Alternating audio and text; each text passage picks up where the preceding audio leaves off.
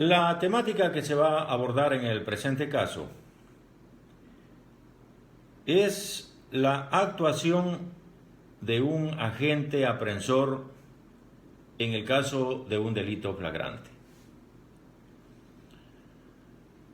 ¿A quién va dirigido? Al público que con esto quizá puede apreciar de una manera más global cuál es el trabajo, un trabajo minucioso, un trabajo tedioso, un trabajo bastante complejo que tiene que hacer el agente aprensor, llevando a la persona desde el sitio en donde se ha producido el hecho hasta la unidad judicial en donde el juez va a calificar la flagrancia y va a declarar legal la aprehensión en el caso de que los elementos establecidos en el Código Orgánico Integral Penal se hayan cumplido. ¿Y qué es lo que tiene que hacer a continuación en el caso de que el agente fiscal ha formulado cargos en contra de la persona aprehendida y ha pedido la medida cautelar de la prisión preventiva, medida que ha sido aceptada por el juez y notificada a los sujetos procesales que se han encontrado en ese momento en la audiencia? ¿Qué tiene que hacer el aprensor con el procesado? Ya en ese momento estamos hablando del procesado, desde la unidad judicial trasladándole hasta el centro de privación de libertad. Ahí también se desarrollan otro tipo de actividades que es necesario que el señor agente las realice para que en el centro de privación de libertad pueda entregar a la persona aprehendida. Aspiro que con esto los señores agentes puedan tener una guía, obviamente a más de las disposiciones dadas por la superioridad y que tienen que ser cumplidas, a más de aquellas las recomendaciones que aquí en términos generales pretendo realizarlas. Y estoy hablando de un agente aprensor, no solamente refiriéndome al señor Policía Nacional, que es la persona que de manera natural y habitual realiza este tipo de actividades, sino también para el agente de la Comisión de Tránsito del Ecuador, que de acuerdo al artículo 526 del Código Orgánico Integral Penal, también se encuentra facultado para realizar este tipo de actividad. Pero a más de estas dos entidades que acabo de referirme, existe también otra, el actual Cuerpo de Vigilancia Aduanera, que según el Código Orgánico de la Producción, Comercio e Inversiones, en varios artículos referentes al Servicio Nacional de Aduana del Ecuador, están facultados estos agentes para constituirse en agentes aprensores y realizar todo este tipo de actuación siempre que se trate de un delito aduanero. Si es que no se trata de este tipo de delitos, el señor agente del Cuerpo de Vigilancia Aduanera, así como los agentes de la Fuerza Terrestre, el agente de la Marina o el agente de la Aviación o cualquier persona que aprenda a alguien en delito flagrante, su obligación es trasladarle a ese ciudadano y ponerle a órdenes de la Policía Nacional, haciéndole conocer los antecedentes correspondientes para que el policía realice el trámite correspondiente. Muy bien.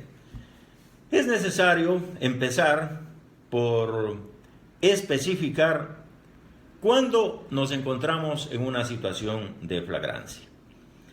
Existen varias personas que se han dedicado a este estudio, y de lo que se ha podido presenciar también ya en la práctica, uno se puede dar cuenta que para que exista flagrancia es necesario la concurrencia de 4 elementos fundamentales. En primer lugar, estamos hablando para los efectos de un procedimiento penal, ¿no? Estamos hablando para los efectos de la aplicación del Código Orgánico Integral Penal. ¿Cuáles son esos presupuestos que se deben de reunir para considerar que estamos en un acto flagrante? Primero, tiene que haber una persona sospechosa. Eso es fundamental. Tiene que haber el sospechoso. Segundo, tiene que haber el resultado de la infracción, lo que habitualmente se conoce como la evidencia. Tercero, el instrumento con el que se cometió la infracción. Y cuarto, la víctima, en el mejor de los casos, cuando la víctima desea colaborar con la justicia y desea asistir a una audiencia a comunicar qué es lo que le ha acontecido.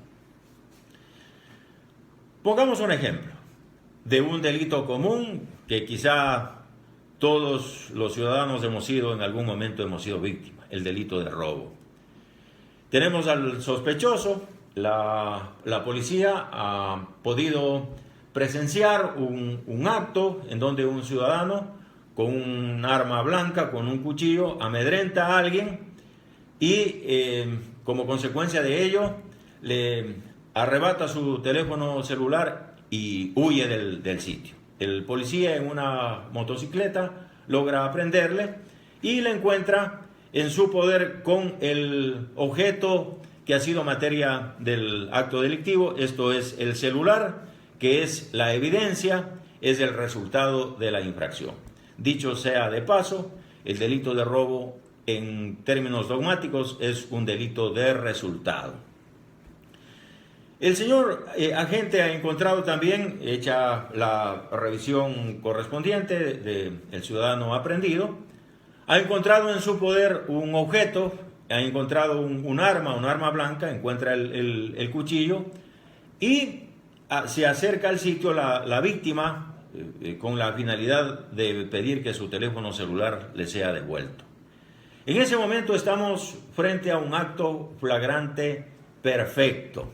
Tenemos los 4 elementos que son necesarios para considerarlo de esa manera. Existen otro tipo de delitos en donde va a estar el sospechoso, va a estar quizá la evidencia, va a estar quizá el instrumento y no va a estar presente la víctima, o en algunos casos no va a estar presente el instrumento con el que se cometió la infracción y en otros casos que ya de una manera ya bastante compleja no puede estar tampoco la evidencia. Cuando uno de esos elementos, a excepción de el sospechoso, que es el elemento fundamental para estos efectos, cuando uno de los elementos que he acabado de citar no existe, estamos frente a una cuasi flagrancia. Eso es lo que dice la doctrina y eso es lo que se ha podido presenciar en las actividades profesionales en donde se ha podido ver de cerca lo que ocurre en este tipo de situaciones. Pero el Código Orgánico Integral Penal, en el artículo 527, establece cuáles son los casos en los que se tiene que considerar que nos encontramos frente a un delito flagrante. El Código menciona que es delito flagrante cuando se lo ha realizado, cuando el acto ha sido desarrollado en presencia de una o más personas. Ha sido visto que la persona ha cometido un acto delictivo y en ese momento el público, como decimos vulgarmente el populacho, ha logrado aprehender a ese ciudadano y ha sido puesto a órdenes de la policía. También es delito flagrante, en los términos del artículo 527, cuando se lo descubre inmediatamente después de su comisión. Vamos a suponer que hay una persona, lástima que tenga que poner un ejemplo, pero estamos en materia penal, hay una mujer que ha sido violada, la mujer más o menos tiene una idea clara de cuál fue el autor de ese execrable hecho, da a conocer a la policía realiza las investigaciones correspondientes que está facultada para efectuarlas, determina el sitio en donde este ciudadano se encuentra escondido, ingresa al sitio y le aprehende. si es que la aprehensión ha sido realizada dentro de las 24 horas posteriores a la comisión del acto delictivo, está esa actuación amparada dentro de los términos establecidos en el artículo 527 del Código Orgánico Integral Penal. Y el tercer caso que esta norma señala que estamos frente a un acto flagrante es cuando se encuentra con las armas, con los instrumentos, con el resultado de la infracción. Aquí entra el caso de la materia aduanera. Se encuentra un camión en una actividad de patrullaje. Ese camión viene con varias mercancías de procedencia extranjera. Proceden a revisarlas y existen en varias prendas de ellas que la procedencia es peruana.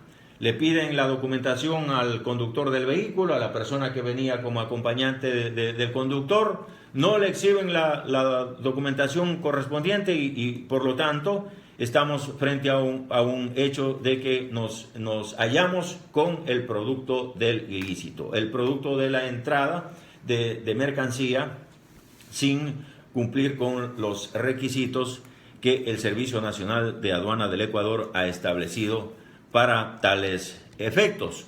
O a su vez existe un control que ha realizado la Policía Nacional de un vehículo en donde encuentran computadoras, encuentran teléfonos celulares, encuentran varios artefactos, y luego el ECU 911 comunica de que en una ciudadela, en horas de la madrugada, se ha producido un robo con fuerza en las cosas y con violencia, y los objetos son justamente los que han sido encontrados en el vehículo que hizo la revisión la Policía Nacional. En ese caso, estamos con los productos del ilícito y de esa manera se cumple también otro de los requisitos que se encuentran señalados en el artículo 527 del Código Orgánico Integral Penal. En ese caso estamos frente a un acto flagrante. Y en ese momento es en donde empieza la actuación del agente aprensor. ¿Qué es lo que hace el agente aprensor?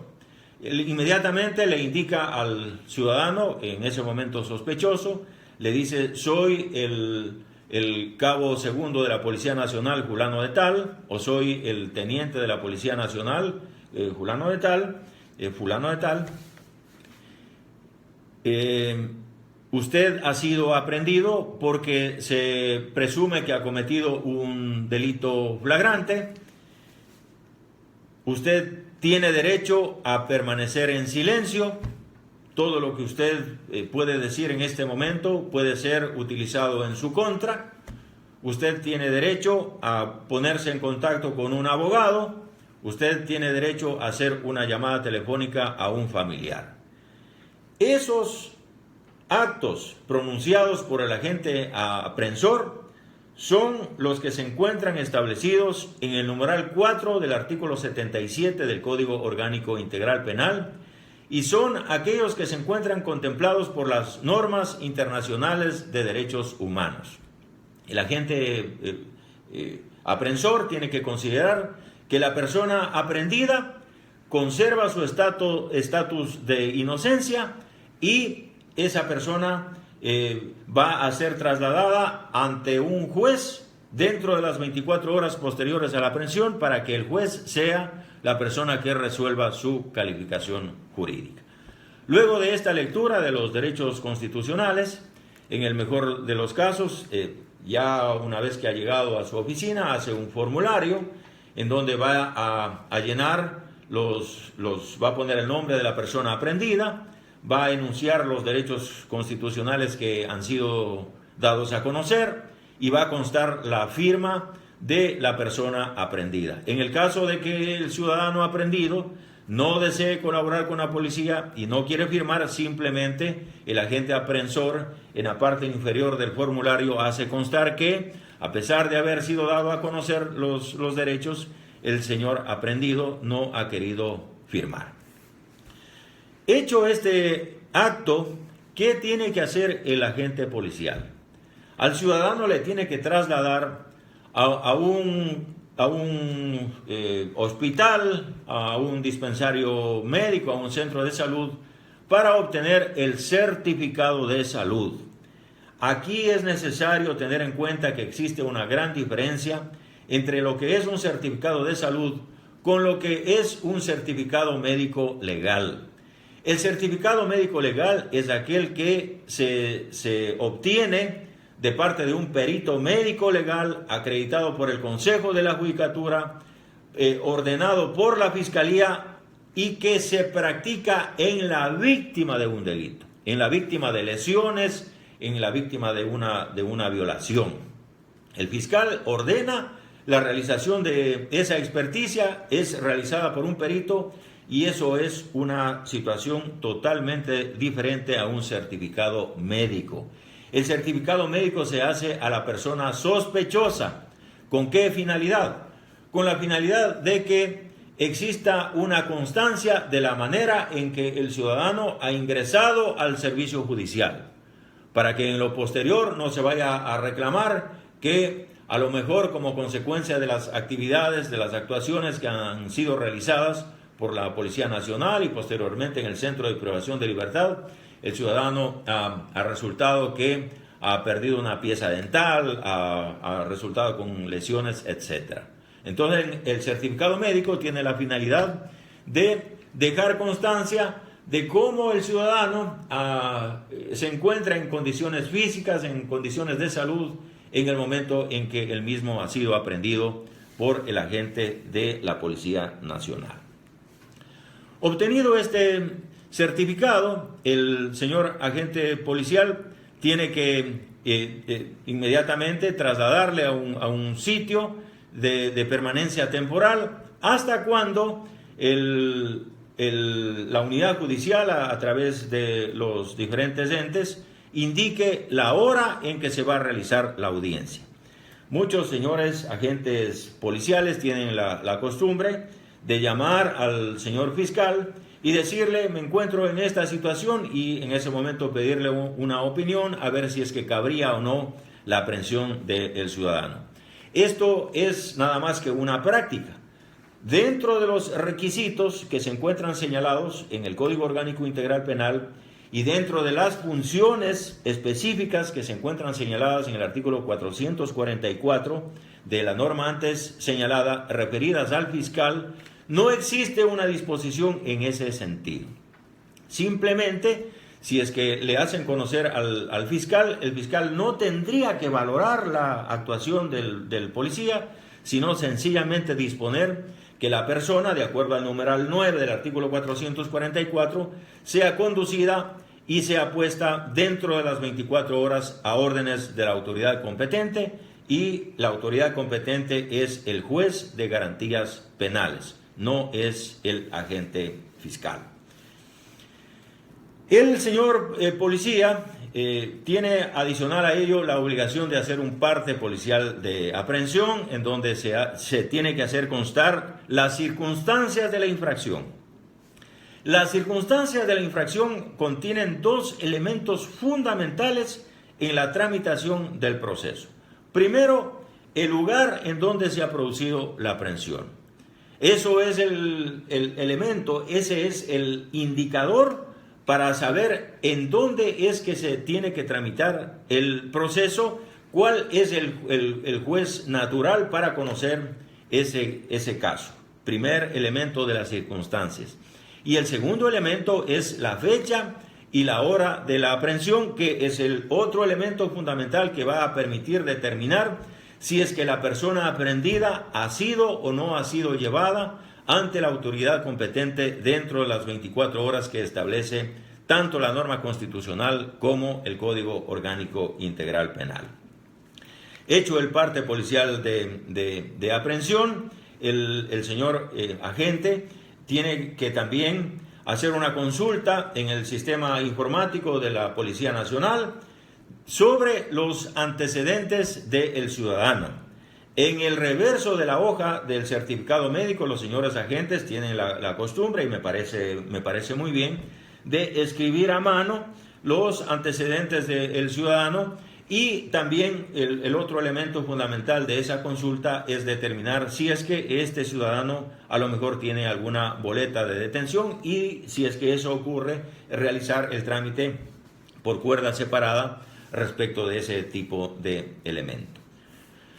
Cuando la unidad judicial convoca a la audiencia de flagrancia, tienen que estar presentes, por un lado, el señor fiscal, que a lo mejor puede estar acompañado de la víctima. Ustedes saben que la fiscalía está del lado de la víctima. Y por otro lado, tiene que estar la persona sospechosa, la persona aprendida, acompañada de un defensor particular o de la Defensoría Pública. Mientras que el señor agente aprensor quizás se encuentre sentado en el público, o quizás se encuentre sentado en el exterior de la sala de audiencias, en la expectativa de la disposición que le puede dar el juez respecto de la situación de la persona aprendida.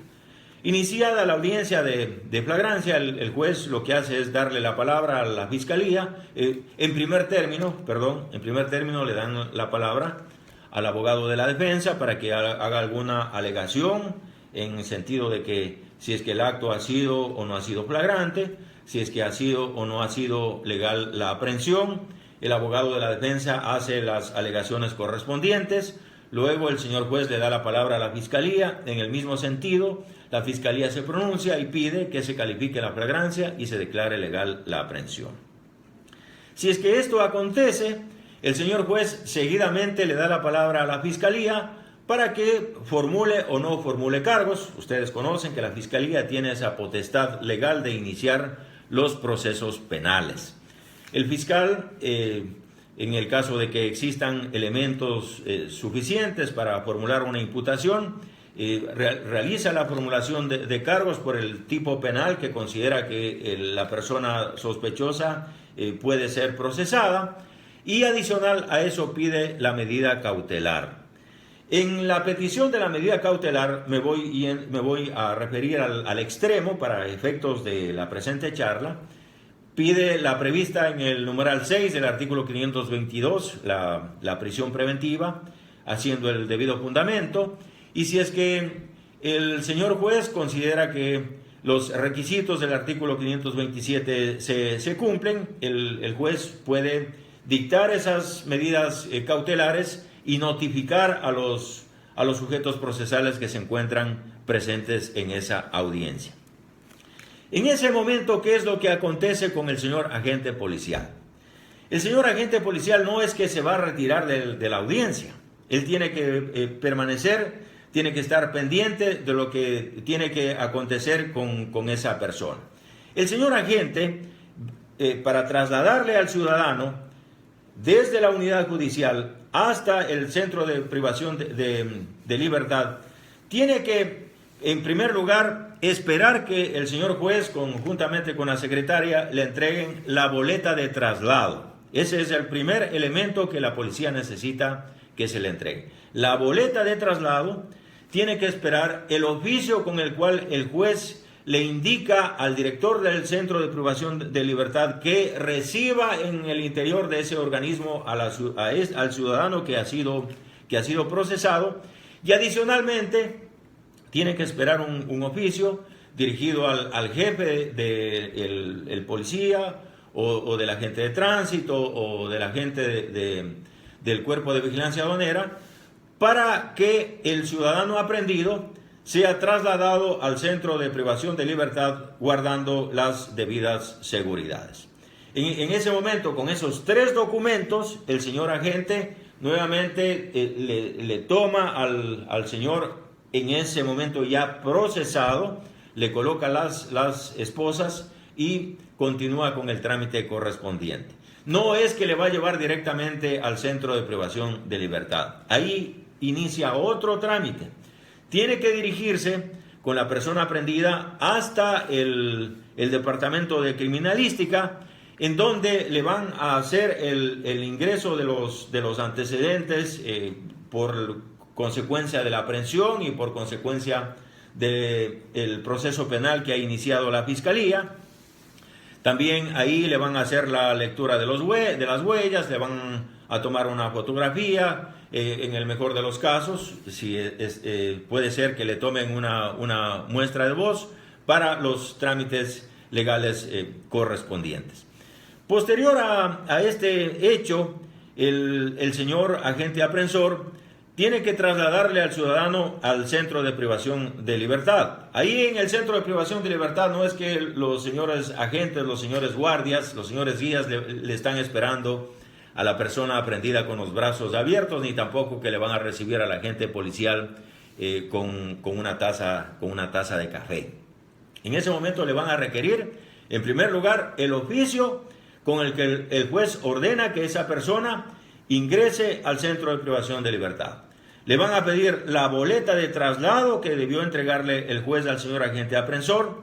Aparte de eso, le van a pedir el parte policial de aprehensión. Le van a pedir un certificado médico actualizado. Ese certificado médico tiene que estar dentro de las 24 horas hasta el momento en que el ciudadano va a ingresar en el centro de privación de libertad. Actualmente, por efectos de la pandemia, también es un requisito la prueba del COVID, y si es que se trata de una persona de sexo femenino, si se trata de una mujer, le van a exigir la prueba de embarazo. Si tiene todos esos requisitos, recién en ese momento el ciudadano o la ciudadana es ingresada al centro de privación de libertad, y el señor agente aprensor tendrá que regresar a su unidad a dar el parte correspondiente, a reportarse y a dar a conocer los actos que ha tenido que realizar, si es que ha habido novedad o no ha habido novedad. Esto es, a grosso modo, la actuación que tiene que hacer el agente aprensor desde el momento en que se produjo el acto hasta el momento en que el ciudadano procesado ingresa al centro de privación de libertad. Muchas gracias, un saludo a todos.